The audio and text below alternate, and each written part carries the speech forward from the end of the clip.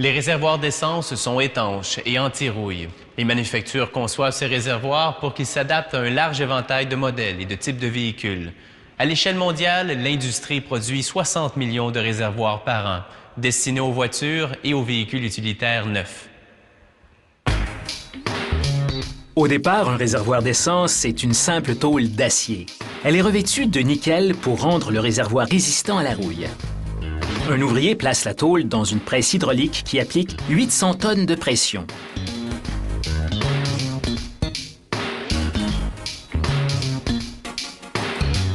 La tôle est ainsi comprimée entre deux matrices qui façonnent la partie inférieure du réservoir.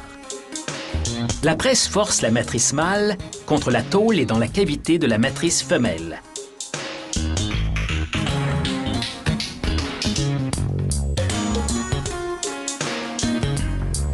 Pour fabriquer la partie supérieure ou différentes tailles de réservoir, on change simplement les matrices.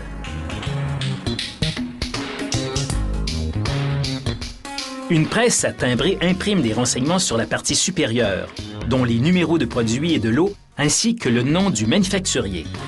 Un poinçon hydraulique perce ensuite deux trous. L'un permettra de remplir le réservoir et l'autre servira d'évent. Cette machine pratique une ouverture pour le module de débit de combustible qui acheminera l'essence au moteur. Un convoyeur envoie jusqu'à 180 dessus de réservoir par heure à la prochaine phase de production.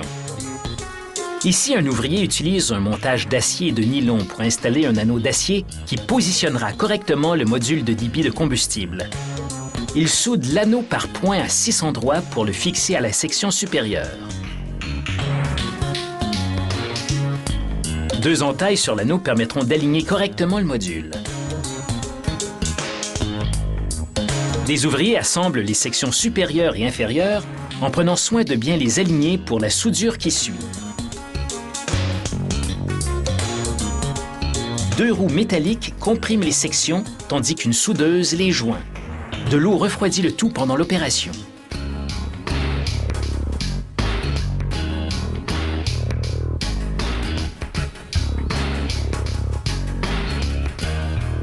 À l'aide d'un chalumeau au gaz, un ouvrier fusionne un tube d'acier au réservoir avec une brasure au plomb. C'est le tube de remplissage où vous insérez le pistolet lorsque vous faites le plein. L'essence entre et l'air sort simultanément par le tube. Un senseur arrête automatiquement la pompe à essence lorsque la pression de l'air dans le tube atteint un certain niveau.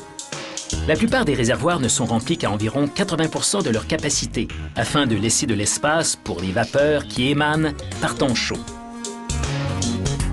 Des robots soudent les réservoirs destinés aux véhicules neufs. Le travail doit être précis et uniforme afin d'aider les robots de la chaîne de montage à l'usine automobile. Les modèles soudés par des ouvriers sont vendus à des ateliers de réparation automobile, comme pièces de rechange pour les réservoirs endommagés.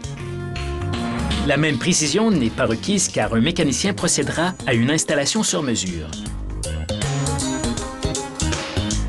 Une fois les réservoirs soudés par les robots, ils sont déposés sur une bande transporteuse qui les achemine vers la prochaine phase de production.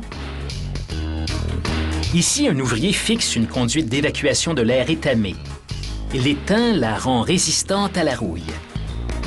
Il ajoute une chicane d'acier à la section inférieure du réservoir. Cette cloison permet de réduire le roulis d'essence dans le réservoir.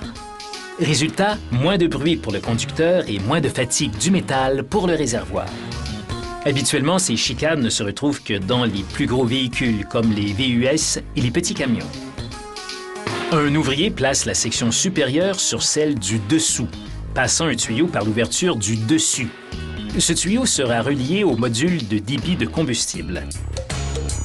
Une fois les deux sections reliées par une soudeuse, une autre machine incurve les rebords vers l'intérieur. Les concepteurs ont ainsi plus d'espace à leur disposition. Chaque réservoir est testé pour les fuites en étant immergé dans l'eau. Une fois toutes les ouvertures bouchées, on pompe un peu d'air à l'intérieur. On braque de forts projecteurs sur les réservoirs et on vérifie s'il y a des bulles dans l'eau. Si l'air peut s'échapper, l'essence le pourra aussi. Aucune bulle. Le réservoir d'essence a réussi l'inspection.